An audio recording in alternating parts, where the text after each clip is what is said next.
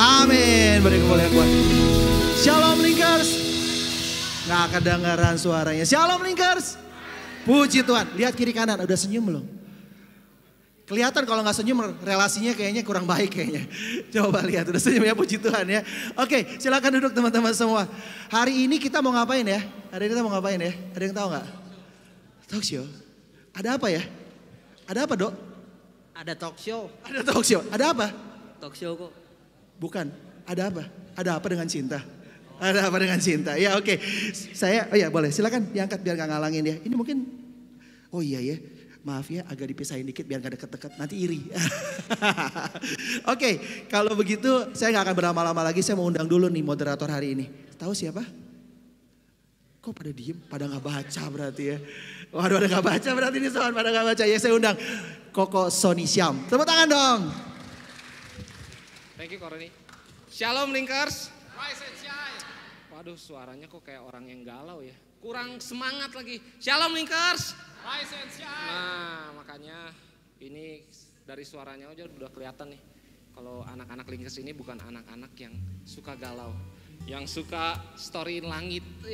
Biasanya kalau orang-orang galau tuh zaman sekarang tuh suka storynya langit, atau suka storynya pasang status WhatsApp tuh fotonya gelap. Wah, di WhatsApp nggak dibales. Waduh itu.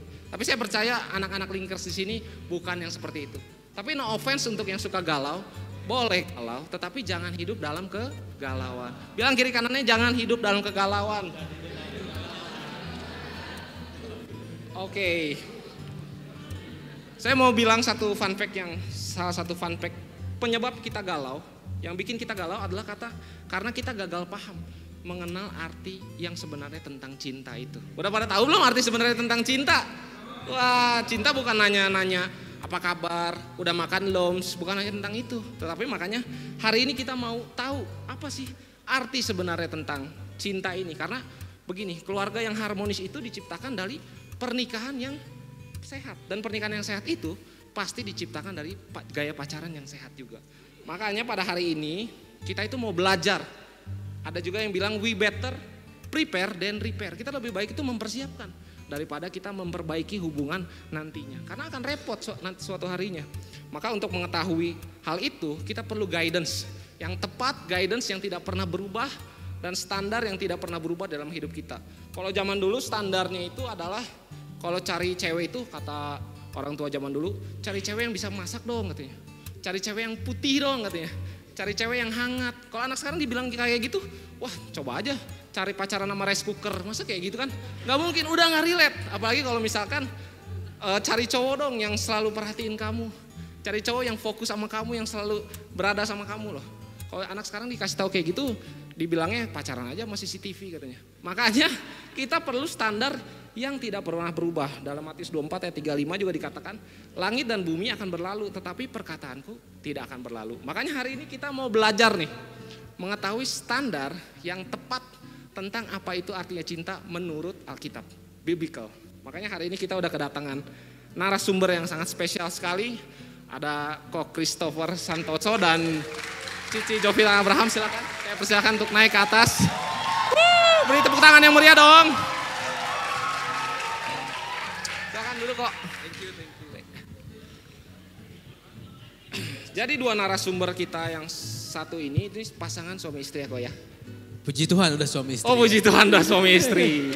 Ya, luar biasa banget nih. Dua-duanya sama-sama melayani di pastoral dan dua-duanya juga udah pendeta.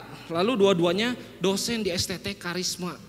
Ya. Beri tepuk tangannya, makanya ini adalah pasangan yang benar-benar diurapi Tuhan.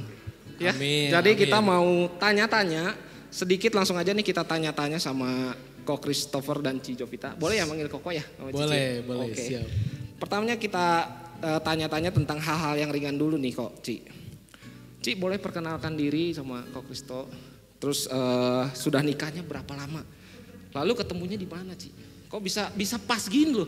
Okay. Kayak aduh gitu. Kita aja nyari pasangan tuh susah banget, tapi kok Cici bisa pas gini tuh. Perfect gitu matchnya gitu. Boleh Ci langsung ceritakan. Asik. Halo semuanya.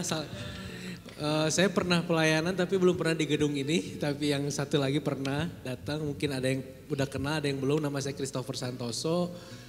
Saya sama istri sudah menikah itu dari tahun 2020 ya. 2020. Sebelum Covid pokoknya. Oh, Februari sebelum sebelum COVID kami menikah, terus bulan Maretnya Covid. Jadi kita menikah berarti sekarang tuh pernikahan kami kemarin tanggal 8 Februari kemarin tuh baru ulang tahun yang keempat. Waduh, beri tepuk tangan dong, kongres 4 tahun ya. Jadi kalau ditanya tadi ketemunya di mana? Nah, itu dia tuh. Nanti biar Jovita yang cerita. Boleh. Ketemunya di mana? Pasti inget kan? Iya. Oh gawat ya kalau nggak ingat. Halo semuanya, gawat ya. salam kenal. Saya belahan hatinya dia. Wih. Separuh hati jiwanya Separuh dia. Saya Jovita Elizabeth Abraham. Jadi benar ya kita menikah itu 4 tahun yang lalu gitu. Tapi ya sebelum menikah tentu ada masa-masa ya pengenalan gitu. Itu juga lumayan. Mungkin 4 tahun yang lalu juga ya kita masa di pengenalan itu 4 tahun sebelum 4 tahun sebelum menikah gitu. Jadi kenal sama dia mungkin 5-6 tahun sebelum menikah. Nah itu ketemunya di mana? Ketemunya itu di gereja. Jadi yang udah mulai males-males ke gereja jangan sampai males Nanti karena nanti kelewatan. Ketemunya carinya harus di gereja ya Ci. Gereja. Makanya yang jomblo kali ini coba angkat tangan. Terus berikan senyuman yang terbaik sambil lihat kiri kanannya. Siapa tahu pacarnya ada di sini masa depannya. Ya. Jadi ketemunya puji Tuhan di gereja. Oh di gereja. Jadi sebenarnya saya udah di gereja itu tuh dari 2011. Tapi gak kenal dia. Karena dia waktu itu lagi sekolah di luar negeri. Nah pas dia pulang cari komsel kan. Nah cari komsel. Dia nggak punya teman, jadi teman-temannya yang dulu tuh sebelum dia ke luar negeri pada udah nggak aktif lah komunitasnya. Jadi dia butuh komunitas baru pas baru pulang dari luar negeri. Nah kebetulan di komsel saya itu ada kakak seniornya dia waktu di Sydney. Jadi diajak udah di sini aja kan kamu kenal. Ya udah akhirnya di satu komsel yang sama. Nah di situ mulai kita deketnya sebagai teman tuh di komsel tersebut. Oke. Gitu. Jadi Komsel. makanya jangan lupa Kersel dan PA ya, jangan ditinggalkan ya. Oke. Kita masuk ke pertanyaan-pertanyaan yang agak berat sedikit nih Ci. Dan kau ya. Saya mau nanya nih. Kita dan juga ini saya mungkin mewakili pertanyaan-pertanyaan dari para linkers di sini. Apa sih sebenarnya definisi pacaran itu menurut Alkitab? Nah, dan kapan sih waktu yang tepat menurut Koko dan Cici nih pastinya untuk kita dapat memulai sebuah hubungan, untuk kita dapat memulai pacaran? Ya, kalau dilihat Alkitab tuh nggak ada pacaran ya sebenarnya, ya? karena di Alkitab itu biasanya dijodohin ya, dijodohin atau ketemu, ya udah gitu menikah kan. Tapi kan di era modern seperti ini memang tidak bisa dipungkirin, oh kalau gitu orang Kristen jangan ada yang pacaran, enggak. Tapi pacaran yang sehat itu adalah masa perkenalan di mana kita itu saling berkenalan. Ya saling ngobrol, cari tahu kesukaannya apa.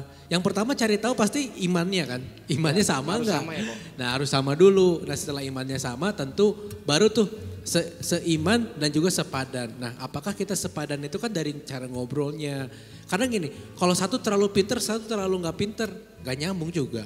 Ya kalau pinter banget sama pinter banget, ya lebih nyambung pasti kan. Nah makanya kan dari gaya hidupnya, dari kesukaannya, hobinya, tujuan hidup ke depannya itu tuh diobrolinnya di mana? Waktu pacaran, jangan waktu udah married, terus mau pisah karena oh nggak sesuai nih, nggak sevisi. Nah harusnya kan diobrolin waktu masih masa perkenalan atau masa pacaran. Jadi pacaran itu bukan waktunya untuk romantisan sebenarnya. Ya justru romantisannya waktu udah suami istri dong. Justru sekarang kita kebalik ya. Ya kebalik kan romantis waktu pacaran, waktu suami istri dingin. Nah ini kan kebalik. Nah makanya waktu pacaran itu harusnya kita tuh saling mengenal pasangan kita. Tanya cita-citanya mau ngapain. Misalkan saya waktu pacaran udah bilang sama istri saya mau jadi pendeta. Kayaknya saya atau bukan pendeta deh, dulu saya pengen masuk ke dalam pelayanan lebih lagi. Saya pengen pelayanan di full time ministry. Kamu oke nggak? Karena pada waktu itu istri saya itu tidak mau jadi pendeta. Dan istri saya itu dulu wanita karir. Dia kerja di Jakarta, dia gajinya besar. Dan saya bilang kalau saya jadi full time minister pasti gaji saya lebih kecil dari kamu. Kamu oke nggak? Nah itu tuh diobrolin kapan waktu pacaran. Nah, makanya pacaran itu saat yang tepat untuk kita ngobrolin ke depannya rencana-rencananya seperti apa. Agar apa? Agar kita sama-sama yakin bahwa pasangan kita itu adalah pasangan yang cocok untuk kita hidup sampai Tuhan memisahkan kita. Waduh, amin. Jadi waktunya untuk buka mata selebar-lebarnya ya kalau Iya, pacaran betul. itu. Oke, Jadi jangan cuma lihat cantik-cantiknya doang, tapi harus lihat juga sisi kekurangannya. Nah. Karena seringkali orang pacaran kan dibutakan oleh cinta ya. Iya. Jadi negatif-negatifnya tuh dipikir, nanti juga hilang, nanti juga nggak ada. Enggak. Oh, itu nggak bakal hilang tuh? Justru nggak bakal nggak ada, malah makin kelihatan waktu udah married. Nah makanya penting waktu pacaran itu mengenal segala kekurangan pasangan kita agar kita tahu kita bisa terima kekurangannya seumur hidup kita. Amin. Kalau tadi nanya kapan siapnya, Kapan siap? mungkin Bener, nambahin Ci. ya. Iya. Kapan sih siapnya? Sebenarnya pacaran itu ketika kalian siap, bukan kalian sepi. Jadi kalau Bukan yang pas lagi- lonely nih, Bukan pas lagi galau ya Ci? Iya. Jadi butuh ya? jangan pacaran waktu sepi, tapi pacaran waktu siap. Jadi sekarang kalau misalnya tadi ada yang suka galau-galau, kesepian, foto langit gitu ya. Mungkin emang belum saatnya karena harus pacaran itu waktu siap. Waktu siap ya. Nah, jangan terlalu lama juga sama pernikahan. Kalau tadi kan dibilangnya di Alkitab itu nggak ada pacaran sebenarnya. Jadi kapan sebenarnya yang paling bagus gitu? Jangan terlalu SMP, SMA gitu tuh jangan gitu loh. Tapi udah deket-deket menikah nih, umur-umur menikah, barulah kalian boleh pacaran. Kuliah lah ya paling tidak. Kuliah lah boleh. Oke, nah dengerin ya teman-teman linker semua. Jangan pas SMP, jangan pas SMA mulai pacaran ya. Karena saya punya teman ya, Iya. yang pacarannya dari SMP itu dari 10 teman saya yang sampai menikah tuh cuma 1. Jadi probability kalian pacaran SMP bakal sampai menikah tuh sangat kecil. Jadi buat apa kita buang waktu kan? Nah. Buang waktu pacaran terlalu lama, nanti jadi suami atau istri orang lain kan capek ya. Yang Jagain cewek-cewek jodohnya orang nih, jagain jodohnya orang. jagain istri orang, suami Iya. orang ya. Jangan sampai pacarannya tuh melebihi waktu pacaran atau waktunya KPR ya. Kalau KPR kan 7-8 tahun tuh itu lama banget Oh, berarti. iya. Jangan sampai lebih-lebih daripada KPR. Waduh, oke. Kita next ke pertanyaan selanjutnya, Ci. Sama kok juga. Kita juga sering mendengar tentang pacaran yang sehat ya. Kan ada kita namanya juga mau pacaran yang sehat. Berarti juga ada yang namanya pacaran yang toksik atau yang anak-anak zaman sekarang itu red flag. Nah, itu tuh ciri-cirinya gimana sih kok? Dan Ci, kalau orang yang pacaran yang red flag, orang yang red flag mungkin bisa dari Cici dulu. Cowok yang red flag itu seperti apa? Cowok yang red flag itu seperti apa sih? Cowok yang red flag itu sangat kelihatan ya kalau kalian udah waktu-waktu tidur. Karena kan kalian pasti kuliah-kuliah kayak gitu ya. Kalau udah mengganggu jam tidur kalian tuh perlu ditanyakan. Karena dia memilih untuk terus ngobrol sepanjang malam sama kamu. Tapi kemudian mengorbankan waktu untuk belajar. Nah itu udah benar-benar red flag tuh kalau seandainya kamu harus telepon terus sama aku. Atau enggak yang mulai mengekang, kamu enggak boleh ini, kamu enggak boleh suka ini. Atau enggak yang pacarannya itu kita berdua-duaan aja terus ya, enggak maju, enggak bikin maju. Prinsip ketika pacaran kalau kita single itu happy, harusnya kalau kita berdua itu semakin happy. Kalau seandainya sendiri aja happy, kemudian berdua jadi nggak happy, itu perlu dipertanyakan. Malah Jadi bikin selama sakit hati. ini kalau kalian setiap malam itu menangis karena pacarmu, nah itu red flag buat cewek-cewek. Yang setiap malam bantalnya basah nih bisa dipikirin ya. Bahwa itu galau-galau ada- karena cowok, nah itu red flag Nah. juga. Kalau menurut Koko gimana kok? Perempuan yang red flag itu seperti apa sih? Jadi ya itu tadi ya mungkin dari hubungannya itu bukannya saling support gitu ya. Jadi orang tuh didukung untuk mengejar cita-citanya, visinya malah jadi hambatan. Jadi misalkan tadinya sebelum pacaran misalkan mau les bahasa, mau les apa untuk kelebihan soft skill kita, tiba-tiba pas udah pacaran nggak boleh les katanya. Harus ya tadi harus punya waktu buat berdua. Itu kan sebenarnya menghambat kan. Iya, Belum jadi suami atau istri tapi udah ngatur. Nggak boleh ini, nggak boleh itu. Tadinya misalkan yang sangat sayang ya, saya suka lihat gini, orang udah dapet orang tuanya atau beasiswanya udah goal ke luar negeri, punya pacar, diurungkan niatnya karena nggak boleh sama pacarnya misalkan. Jadi nggak bisa sekolah ke luar negeri. Padahal itu kan cita-cita yang besar gitu ya, yang Tuhan tuh bisa pakai dia ketika dia belajar sampai pendidikan tinggi kan bisa jadi satu individu yang luar biasa. Ya, tapi hanya karena pacaran yang belum tentu sampai menikah juga, terus nggak jadi sekolahnya misalkan karena nggak boleh. Nah itu sebenarnya red flag tuh seperti itu. Jadi di dalam hubungan itu banyak tuntutan. Bukan saling memberi tapi saling menuntut. Nah itu hubungan yang toksik menurut saya. Karena seharusnya di dalam hubungan itu bahasa cinta itu memberi. Cinta itu berkorban. Jadi bukan menuntut. Jadi kalau pasangan kita ngomongnya cinta tapi nuntut kita harus A, B, C, D. Sleep call minimal 5 jam. Waduh. Kuping panas kan. Atau apa-apa pokoknya tuntutan semua. Kita harus mulai mikir. Ini kok saya pacaran dituntut begini ya kayak di dalam perusahaan misalkan. Nah itu harus punya pemikiran yang jernih bahwa ini tuh bukan hubungan yang sehat. Karena hubungan yang sehat tuh saling memberi, saling berkorban, bukan saling menuntut. Oke, jadi hubungan sehat itu harus saling memberi dan saling berkorban ya Pak ya, bukan saling menuntut. Oke, kita lanjut ke pertanyaan kedua. Masih ngomongin tentang pacaran yang sehat, berarti kan pacaran yang sehat itu juga tentang kita menjaga sebuah kekudusan ya. Nah, apa pengaruhnya nih Ci? Atau kok ketika kita nggak jaga kekudusan di dalam pernikahan kita nanti? Apa nih pengaruhnya, apa yang akan terjadi nih? Gitu. Mungkin dari Cici dulu. Yang pasti sih rasa bersalah ya, terutama wanita. Wanita itu harus benar-benar menjaga kekudusan kalian sampai nanti pernikahan. Apa yang terjadi kalau sebelum pernikahan kita tidak menjaga kekudusan itu? Yang pasti kita pasti ngerasa bersalah di hadapan Tuhan. Intimidasi ya. Punya intimidasi. Ketika kita punya diintimidasi, kita merasa bersalah, kita tuh akan selalu ada dalam relationship yang gak bebas. Aduh saya harus sama dia karena saya sudah gak kudus pacarannya sama dia. Jadi selama ini nanti kita akan selalu pacarannya melihat aduh udah kadung gitu ya. Kalau bahasa zaman sekarang kadung udah terlanjur gitu ya. Udah terlanjur, saya udah gak sehat pacarannya sama dia.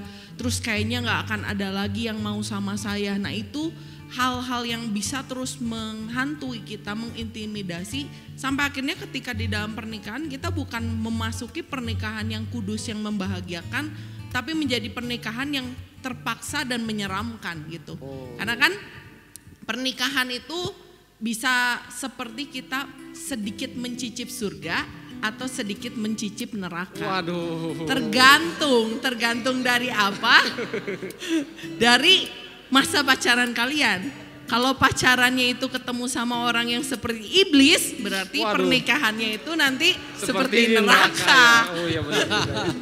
Tapi jangan sampai, karena itu ketika pacaran buka mata selebar-lebarnya. Betul. Tapi tutup hal-hal yang memang harus ditutup sebelum waktunya, seperti itu. Ya. Jadi ya pastinya akan berimpact ya karena hubungan seks diciptakan Tuhan untuk cinta ya, untuk love, bukan untuk lust, untuk nafsu. Nah seringkali hubungan seks yang lebih cepat daripada pemberkatan nikah itu nafsu. Karena cinta itu bisa tadi ya berkorban, bisa menanti, menunggu. Jadi kalau itu dilakukan, itu pasti semuanya hanya karena keinginan, hawa nafsu, kedagingan. Sehingga menimbulkan ya tadi kecemaran, percabulan dan lain-lain. Jadi kalau kita lihat apakah itu akan berimpact, sangat berimpact. Nah makanya usahakan nih yang mau menikah, lagi pacaran, kalau belum terlanjur ya. Kalau bisa first kiss-nya di altar lebih bagus. Ditontonnya sama pendeta Yance gitu ya. You may kiss the bride gitu ya. Pak pendeta liatin kita ciuman pertama, wah kudus tapi ciumannya. Benar, di altar yang sudah diberkatin sama hamba Tuhan, di mana memang diperbolehkan. Ya. Dan itu adalah hal yang sebaiknya dilakukan. Karena banyak orang-orang yang di luar setelah maksudnya hubungan seks di luar nikah, malahan setelah menikah hubungan seksualnya tidak sehangat yang sebelumnya tidak melakukan. Jadi artinya hubungan seks itu harusnya semakin intim, semakin hangat dalam pasangan suami istri kan. Bukan kebalikannya. Tapi kan banyak hal terjadinya justru udah suami istri udah sah malah jarang berhubungan. Padahal itu harusnya menjadi satu pengikat pernikahan yang kuat. Nah makanya harus anak-anak muda tuh pikirkan, sampai waktunya. Sampai kapan waktunya? Setelah di pemberkatan pernikahan. Makanya kita perlu banget namanya jaga kekudusan ya kok ya. Yes, perlu banget ya. Nah, boleh nggak Ci, kok kasih kita tips and trick nih, bagaimana sih caranya kita menjaga kekudusan itu, atau mungkin tips and trick misalkan kita tuh udah dalam satu hubungan tetapi kita ada dalam hubungan yang udah kadung, yang udah terlanjur terjatuh di dalam ketidakkudusan itu. Boleh nggak kasih tips and tricknya, apa yang perlu kita lakuin sih? Menjaga kekudusan atau Setelah itu kita lagi ada dalam hubungan itu dan kita bingung gitu, kita udah terlanjur kadung terjatuh itu, dan tips and trick itu apa? Kalau sudah terlanjur, percayalah Apakah kita harus dilanjutkan atau? Nah, yang pertama gini, bertobat dulu. Yang Bertobat pastikan. dulu. Bertobat tuh artinya gini, Tuhan itu tidak pernah melihat ada satu dosa yang tidak dapat diampuni oleh Dia. Jadi sebesar apapun dosa kita ya, termasuk dosa seksual, itu bisa diampuni oleh Tuhan. Dan ingatlah bahwa diri kita tuh berharga di matanya Tuhan. Walaupun udah rusak, walaupun kita pikir kita gak berharga, tapi di matanya Tuhan kita tuh bernilai, berharga. Satu itu bertobat, artinya tinggalkan hubungan itunya, hubungan seksualnya. Tapi apakah harus tinggalkan orangnya? Lihat, karena bertobat itu kan gak bisa satu doang. Benar. Dalam hubungan itu harus bertobat dua-duanya. Betul. Kalau pasangannya mau bertobat juga, ya masih bisa dilanjutkan. Tapi kalau yang bertobat cuma dirinya sendiri, ya lebih baik hubungannya dipisah, Stop dulu ya. di stop. Kenapa? Karena tidak akan bertahan kalau cuma bertobat sendirian. Pasti akan jatuh lagi. Tapi kalau komit dua-duanya mau bertobat, minta dibimbing mungkin sama mentor atau hamba Tuhan yang ada, ya, minta dibina dan seterusnya. Saya yakin masih ada kesempatan dan bisa dilanjutkan sampai pernikahan kalau memang itu adalah satu keputusannya. Tapi kalau memang yang cuma mau bertobatnya satu, alangkah baiknya memang hubungan itu disudahi, karena biasanya kalau dilanjutkan pertobatan yang satu ininya tuh akan gagal lagi. Benar. Oke. Kalau dari Cici sendiri, Ci? Ya tadi ya sama ya. Sama ya? Jadi tetap kalau misal pun kita sudah terlanjur pernah ada di dalam dosa tersebut, kalian itu tetap berharga di matanya Tuhan. Jangan pikir ketika kita sudah melakukan kesalahan, saya sudah berdosa, saya tidak berharga, saya sudah harusnya dapatnya yang jelek. Enggak gitu. Tuhan tuh ketika minta maaf di hadapan Tuhan, kita bertobat, Dia tuh tetap mencintai kita apa adanya. Dia enggak melihat, oh karena kamu sudah melakukan ini cinta saya berkurang. Enggak, Dia tuh sangat cinta. Jadi kita harus melihat bahwa diri kita berharga. Jadi kita harus melakukan minta ampun sama Tuhan dan ampuni diri kita. Karena untuk menerima kita kembali, melihat bahwa kita itu berharga, itu juga perlu waktu, perlu proses. Apakah harus putus? Ya tadi balik lagi ya, belum tentu harus putus. Tapi kalau dua-duanya komitmen. Dan selanjutnya tetap jaga kekudusan. Jadi setelah minta ampun di hadapan Tuhan, dijaga kekudusan itu. Sampai nanti akhirnya misalnya kalian menikah. Oke, jadi harus ada dua orang yang saling mengusahakan ya, Ya. Ci ya kok ya. Oke. Nah lanjut ke pertanyaan selanjutnya nih Ci, kok kita mau nanya juga ini tentang ketertarikan dengan yang lain. Maksudnya gini, apakah boleh nih kalau kita nih lagi pacaran, lagi membina suatu hubungan, tapi kok ngerasa kok kayaknya aku lebih tertarik sama orang lain yang bukan pacar aku itu. Nah, apakah ini gray area nih Ci? Jadi di satu sisi bahwa kita kan belum menikah, tetapi di satu sisi kok kayaknya dia kok lebih menarik ya. Apakah aku itu termasuk selingkuh atau enggak? Dan apakah itu dosa atau enggak ya? Ini gray area yang perlu diluruskan Ci. Kita harus tahu nih. Mau jawab silakan. Yang pasti kalau dipacarin dua-duanya ya selingkuh. Oh, ya. Jangan dipacarin dua-duanya Yang guys. pasti itu dulu. Oke. Tapi gini ya, namanya masih pacaran tuh betul ya, belum ada ikatan pernikahan. Ya. Kalau memang dirasa maksudnya ada sesuatu. Jadi gini, kalau sampai lagi berhubungan sama seseorang tapi ada yang lain, berarti kan nggak sayang-sayang amat nih sama yang ini. Nah, perlu dicek dulu tuh. Perlu diperhatikan apa yang menjadi, apakah benar ini hanya godaan sekeliwat atau memang lebih cocok dalam segala sisi aspek. Misalkan gitu ya. Misalkan kan ada aja orang tadi pacaran tapi pacarannya nggak sevisi gitu. Ya, Tiba-tiba ada best friendnya, teman dekatnya yang selalu ngobrol pelayanan apa. Kok lebih nyaman ya, lebih cocok. Ya jangan, tapi ini kan saya udah punya ini best friend. Ya udah saya nggak mau sama yang ini. Ya jangan juga, karena kan selama masih pacaran kan masih boleh mencari yang terbaik.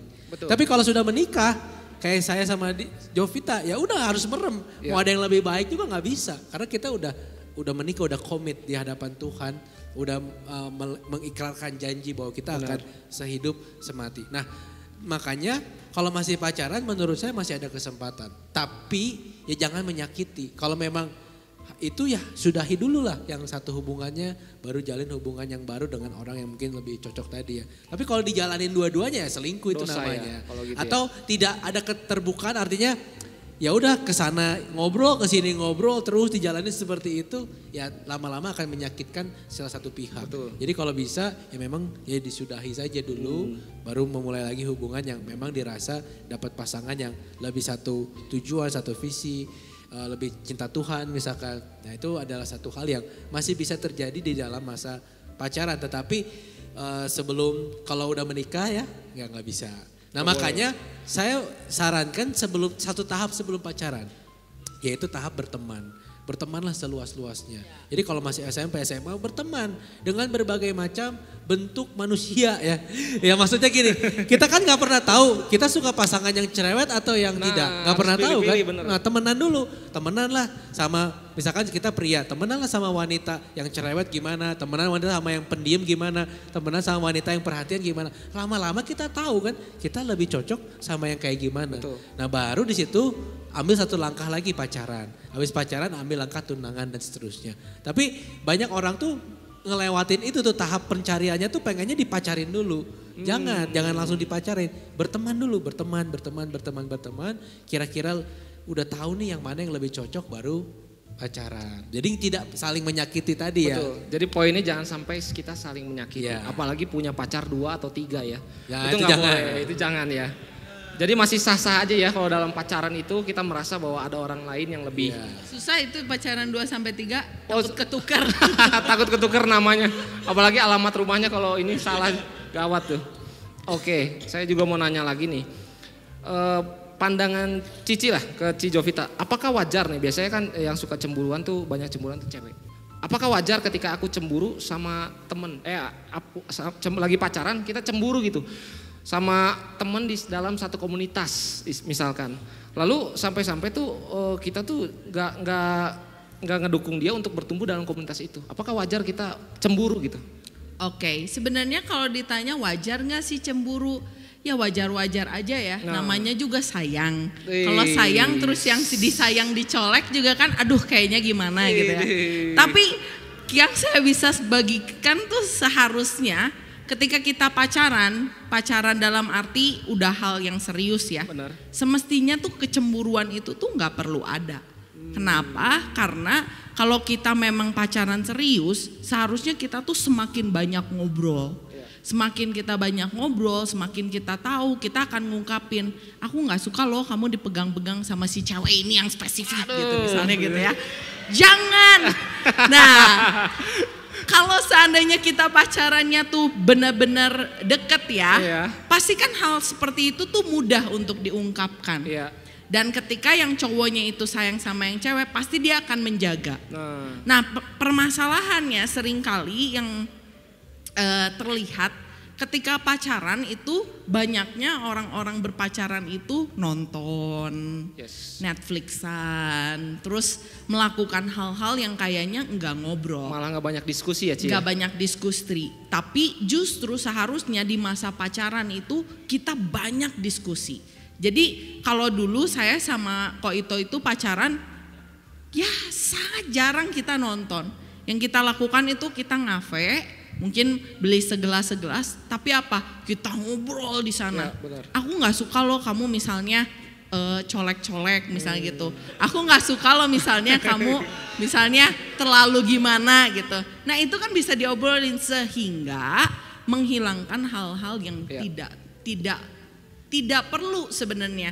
Kan kalau seandainya nanti kita menikah misalnya gitu, kita nggak bisa jagain dia 24/7. Apa yang kita bisa jaga? Ya komitmen satu sama lain, saling sayang satu sama lain, kepercayaan satu sama lain. Sehingga itulah yang harus dibangun semasa pacaran. Jadi nggak ada tuh cerita nanti, oh saya nggak mau kamu di sel grup ini karena ada cewek ini ya. Nggak ada cerita seperti itu. Kalau saya percaya sama kamu, Mau ada cewek itu, mau ada cewek A, B, C, D, E, F, G. Sampai Z. Saya tahu di hatimu hanya ada aku. Oke. Karena cemburu itu seringkali muncul tuh karena masalah pertama ya. Insecure. Orangnya insecure, misalkan pernah diselingkuhi, pernah dijahatin dan lain-lain. Jadi insecure si pacarnya bisa selingkuh lagi atau jadi insecure ini harus disembuhin dulu. Jangan sampai itu kalau orang insecure pasti cemburuan parah. Takutnya ini wah dia lebih ganteng nih, oh ini lebih cantik nih, pasti saya kalah dan lain-lain. Insecure itu bikin cemburu berlebihan. Yang kedua ya tadi rasa trust kepada pasangan itu. Kalau kita udah saling percaya, udah pacaran harusnya saling trust kan. Dan percaya tadi bahwa walaupun kita deket misalkan sama teman pelayanan atau apa itu tuh nggak maksudnya selingkuh gitu kan. Dan orang yang dikasih trust pun bisa bawa trust itu, bisa pegang kepercayaan itu. Jadi jangan karena dipercaya jadinya dia kemana-mana misalkan jadi deket kemana-mana. Enggak, tapi dia memang pegang komit bahwa dia jadi orang yang bisa dipercaya. Nah tapi jangan sampai kita jadi orang yang sangat cemburuan. Kalau ada di sini yang sangat cemburuan, cek dulu dirinya pernah nggak disakitin misalkan, pernah nggak ada masa lalu yang dikecewakan. Biasanya hal-hal tersebut yang bikin seseorang itu sangat curiga sama orang lain gitu. Jadi perlu disembuhin dulu. Perlu disembuhin dulu. Oke, kita lanjut lagi ke pertanyaan selanjutnya ya. Ya. Ini adalah pertanyaan yang juga gray area juga, ini kita juga bingung gitu. Pertanyaan adalah kenapa sih kita nggak boleh pacaran beda agama? Nah ya, itu yang pertama. Mungkin kalau beda agamanya berseberangan, yang satu mungkin datang ke tempat ibadah yang berbeda, mungkin kita bisa ngerti ya. Tetapi gini, masalahnya adalah kalau pacarannya itu beda agamanya cuma beda gedung gereja. Jadi yang satu itu Katolik, yang satu itu Protestan. Nah itu kenapa sih? Gak boleh tuh kenapa sih? Apa sih dampaknya sama pernikahan kita nanti itu apa? Ya kalau beda agama kan memang dalam firman Tuhan kan gak boleh ya. Janganlah engkau seperti terang bersatu dengan gelap, gak boleh ya. Jadi bagaimana caranya terang bersatu dengan gelap? Firman Tuhan bilang gak bisa, karena gak akan bisa. Makanya harus seiman. Seiman itu artinya punya satu, kita dalam artinya punya satu pola pikir yang sama. Karena kita punya iman yang sama. Kalau gak beda pusing loh. Ini satu cara berdoanya begini, satu begini, percayanya begini. Akan banyak, jangankan tidak seiman aja masih banyak konflik. Apalagi beda pola pikir, beda Tuhan di otaknya dia, itu makin parah. Nah tapi kalau sekarang masalahnya beda gereja, kita mau ngomongin beda gereja. Nah beda gereja itu juga masalah sebenarnya. Nah, tapi kalau Katolik Kristen kita harus lihat ini sebagai dua religion yang berbeda ya. Kalau Katolik sama Kristen. Makanya kalau Katolik sama Kristen tentu ini akan sangat sulit. Karena Katolik walaupun percaya Yesus, Kristen percaya Yesus, kita punya dogma yang berbeda, punya liturgi yang berbeda. Misalkan gini, Katolik percaya atau ada doa kepada Bunda Maria, Salam Maria, penuh rahmat Tuhan sertamu dan lain sebagainya. Saya sekolah di Katolik jadi saya tahu Katolik. Tapi kita di Kristen nggak ada tuh doa ke Bunda Maria. Itu udah beda. Dan misalkan cara mereka memandang orang bisa masuk ke dalam kekekalan aja beda. Mereka percaya api penyucian, kita nggak percaya tentang api penyucian. Nah ini kita kalau belajar lebih dalam tentang teologinya jauh. Oke, berarti kita pisahkan ya, Katolik Kristen itu termasuk beda agama nih. Beda agama ya. Tapi kalau Kristen, oke, GBI Pasko mau pacaran sama GBI Mekarwangi misalkan ya. Wah, bisa yuk, kan? cari yuk. Siapa tahu ya. Ayo. Kevin udah punya pacar ya. Ya siapa tahu di sini linknya ada. diperbesar. Ya. Link GBI nanti ya, kan link Pasko jaringan lagi. doa sekota. Ya dari JDS bisa. Nah ingat kalau misalkan udah sama agamanya, sama-sama Kristen, ini sekarang yang masalah ini biasanya aliran. Aliran tuh sinodenya. Ya. Misalkan GBI sama GKI, tentu kan ada perbedaan GBI sama GII. Itu ada satu penyesuaian. Penyesuaiannya tinggal gini, harus menentukan pasangan ini nanti mau di mana. Ya. Karena nggak mungkin kan sepasang suami istri gerejanya beda-beda. Benar. Nah itu pentingnya ngobrol. Ngobrol nanti setelah menikah kita mau gerejanya pilih yang mana ya. Kita mau netapkan nih kalau udah menikah, oke kita mau pilih GBI atau GKI misalkan. Atau misalkan tadi GBI Pasko sama GBI Mekarwangi. Kalau udah menikah mau di mana? Pemberkatannya mau di mana? Kan nggak bisa pendetanya dua pemberkatan. Benar. Ya pendeta GBI Pasko atau GBI Mekarwangi Pendetanya dua-duanya begini, duet kan nggak mungkin.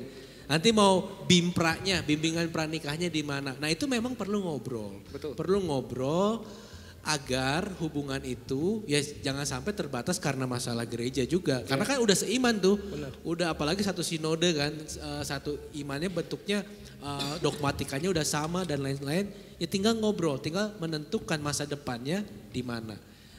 Kita mau melayani di mana, kita nanti mau berjemaat di mana. Dan itu penting untuk diobrolkan dari jauh-jauh hari. Kadang orang mikirnya jalan dulu deh, pacaran dulu. Tapi mikirin yang gitu-gitunya tuh belakangan. Jalanin aja dulu. Nah, padahal itu tuh harus dipikirin dari awal kan.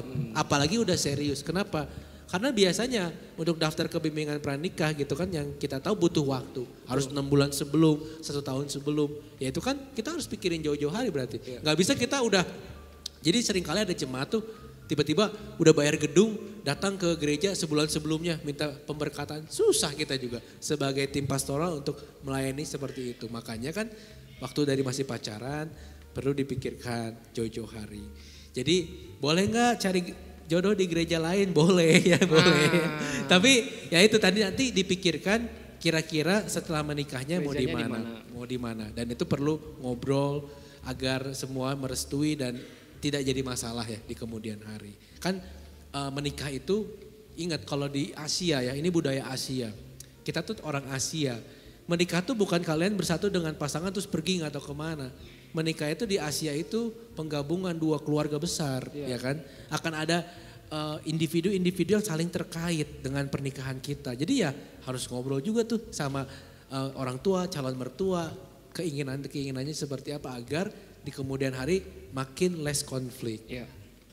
Kira-kira Cici ada mau nambahin Ci? Udah udah cukup oke. Cuman mungkin akan lebih semakin terasa ketika kalian punya anak. Kalau beda gedung gitu ya.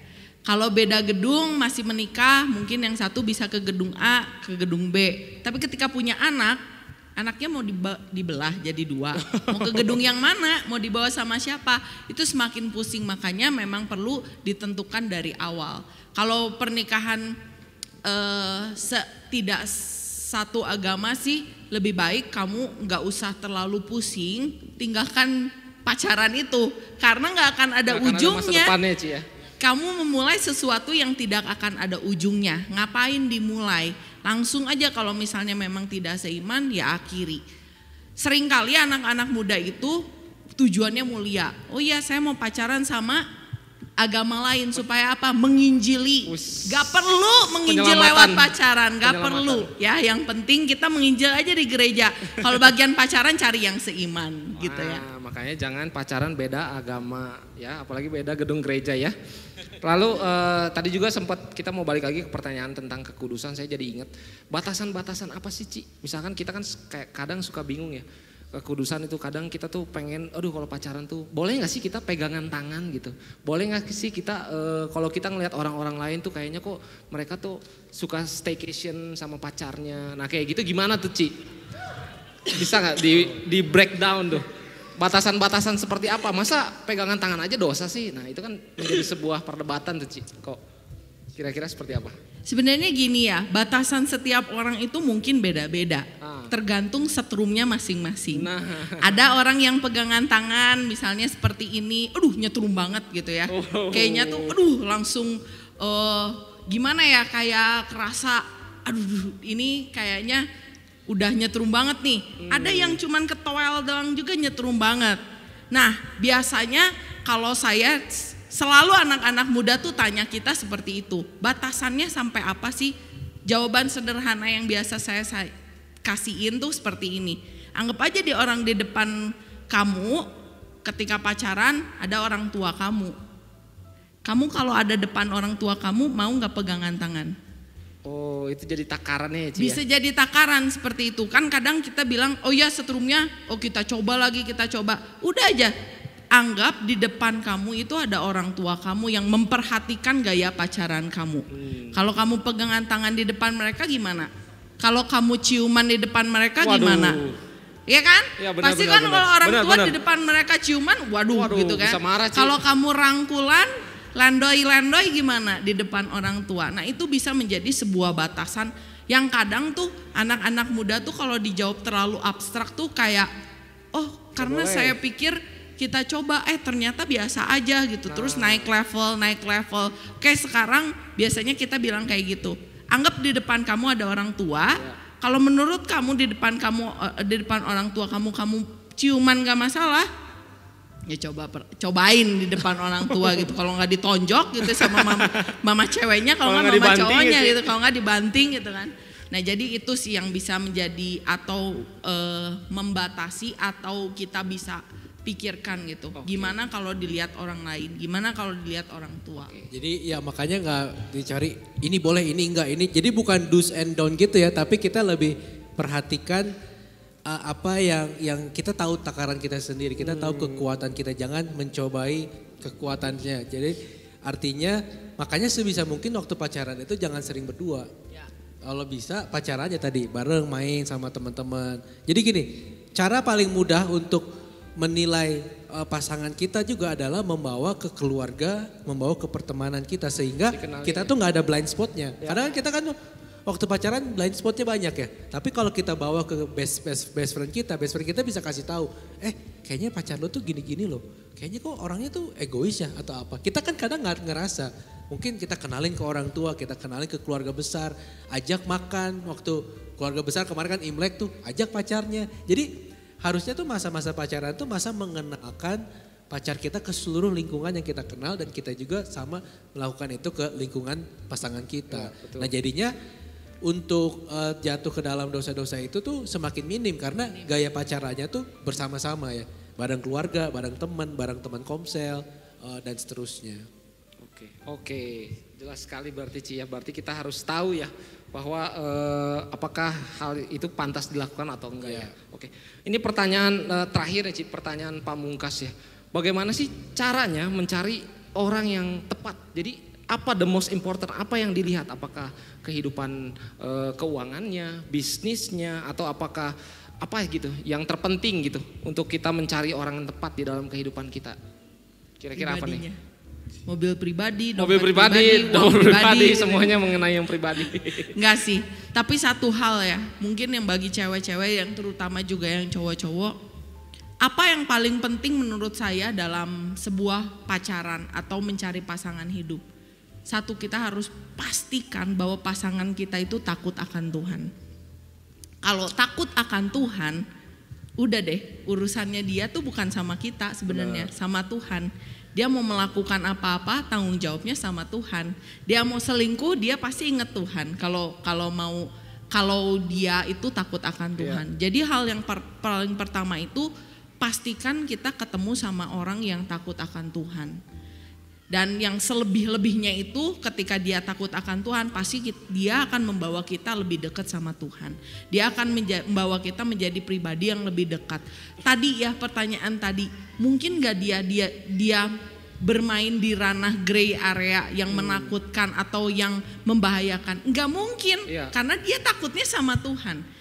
Perlu gak kita khawatir, perlu gak kita cemburu takut dia selingkuh? Gak perlu khawatir karena dia takut sama Tuhan. Jadi apa yang paling penting? Takut akan Tuhan. Selama dia takut akan Tuhan, amanlah hidup kita. Kalau dia gak takut akan Tuhan, kita akan kewalahan. Jadi itu yang paling harus dilihat. Nah, selain itu memang ada hal-hal lain ya. Selain takut akan Tuhan bukan berarti dia adalah kalau yang cowok-cowok misalnya pribadi yang malas bekerja. Ya tentu kita juga gak mau ya dia kerjanya 24/7 berdoa terus gitu ya. Kan gak mungkin ketika orang yang takut akan Tuhan pasti dia akan mempertanggungjawabkan hidupnya sama Tuhan.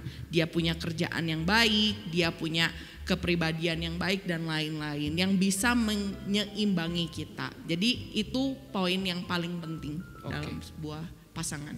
Yes, jadi mungkin nambahin dikit ya kalau gimana caranya kita tahu yakin gitu ya. Ini benar-benar orang yang tepat gitu ya. Ya tadi harus seiman kan tadi? Iya. Dan juga seiman ya. Dan juga mengukur sepadannya. Sepadan itu gini, masih ada keluarga yang pengennya satu suku. Ya udah cari. Karena kalau dari orang tua tekanannya satu suku kita paksain itu jadi konflik kan. Tapi kalau keluarganya udah oke nih yang penting seiman nggak apa-apa. Orang Chinese saya Manado misalkan atau Manado sama Batak nggak apa-apa nih. Ya udah nggak apa-apa. Tapi kan kalau ada orang tua atau keluarga besar nih kita harus teruskan marga dan seterusnya. Ya coba ngobrol, ikutin juga arahan dari orang tua. Lalu tadi ya misalkan masalah kesukuan itu juga penting, ekonomi. Jangan sampai terlalu jomplang. Karena terlalu jomplang ini akan jadi masalah baru. Yang satu mikirnya kopi 70.000 murah. Yang satu mikirnya 70.000 bisa makan kenyang 2 kali. Wah ini kan ada lifestyle yang sangat berbeda. Dan ini perlu kita pikirkan juga. Selain dari ekonomi, pendidikan, tingkat pendidikan. Yang satu sekolahnya SMA, yang satu S3, pasti gak nyambung ngobrolnya. Makanya kayak dokter nyambung kan sama istrinya, karena dua-duanya sekolahnya tinggi. Jadi nyambung.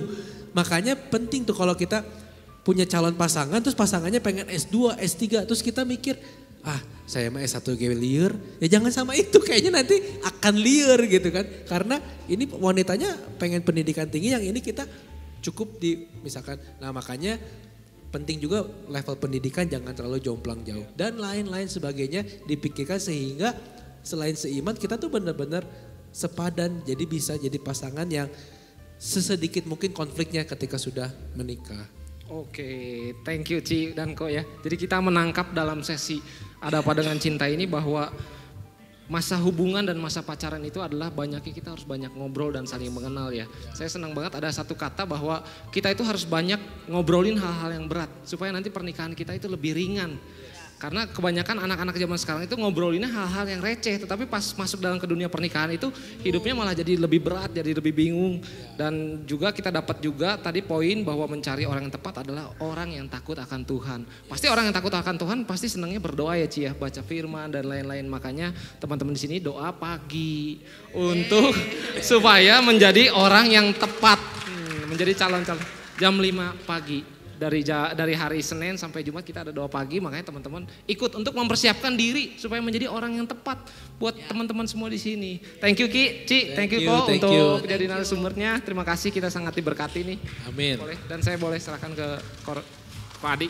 Thank you. Beri tepuk tangan buat Ko Kristo dan Ci Jovi. Thank you.